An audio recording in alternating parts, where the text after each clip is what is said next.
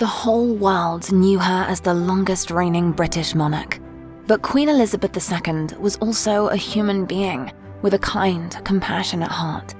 One of Elizabeth's last letters was to 8-year-old Olivia Akers from Australia. The girl described to the Queen how she celebrated her Platinum Jubilee this year, and she attached adorable photos of herself dressed up as a royal astride her beloved pony. It touched Her Majesty's heart. The Queen thanked Olivia for her letter, and added that she was interested in the photos in which you and your splendid pony, Lady, are depicted in the costume. Elizabeth also said she was glad to know that the girl enjoyed horse riding, especially as the Queen herself always loved horses. She could even recall each horse she'd bred and owned throughout her life.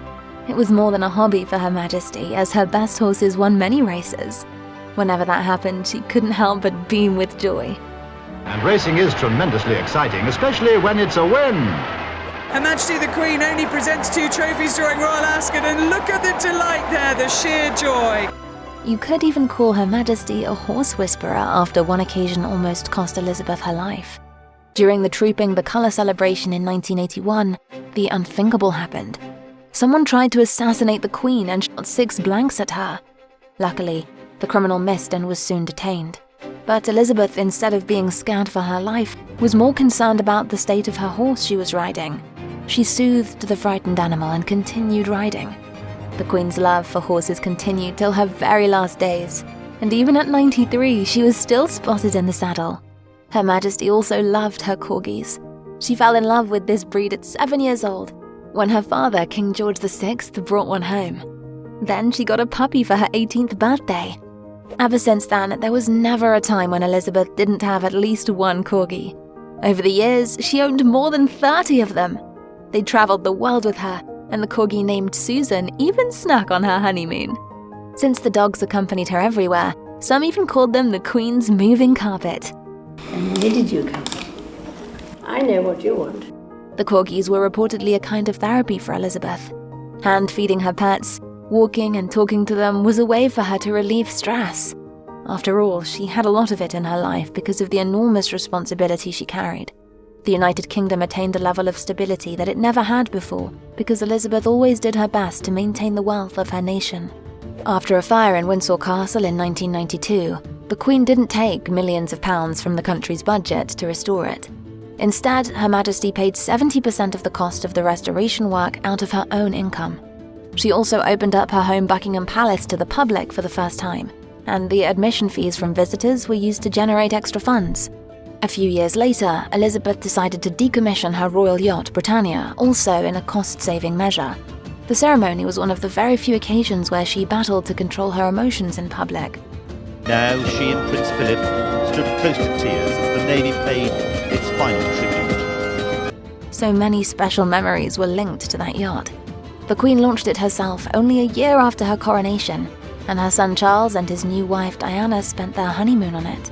Elizabeth once said that the Britannia was the only place where she could truly relax, but she had to give it up for the sake of her people. Nothing stopped her from seeking new ways to help the less fortunate. Over the years, Elizabeth formed ties with over 600 charities. In fact, she did more charity work than any other monarch in history. Beyond everything, the Queen always remained humble. She once proved it by breaking royal protocol in the most unexpected manner. During the funeral of Diana, Elizabeth bowed her head as a sign of respect for the all-beloved princess. It was the only time she did so during her reign. Being the Queen, Her Majesty was always one who received this kind gesture, and she was never required to give one. But she did so for the princess who had defied the conventions of the palace more than anyone else. Some people would even say that the image of Elizabeth bowing her head to the late Diana was possibly one of the strongest photos taken during her reign. That wasn't the only time Her Majesty broke royal protocol, and she also changed some of the rules her predecessors had followed for centuries. For example, British monarchs always kept their distance from the public, but Elizabeth was happy to communicate with her people.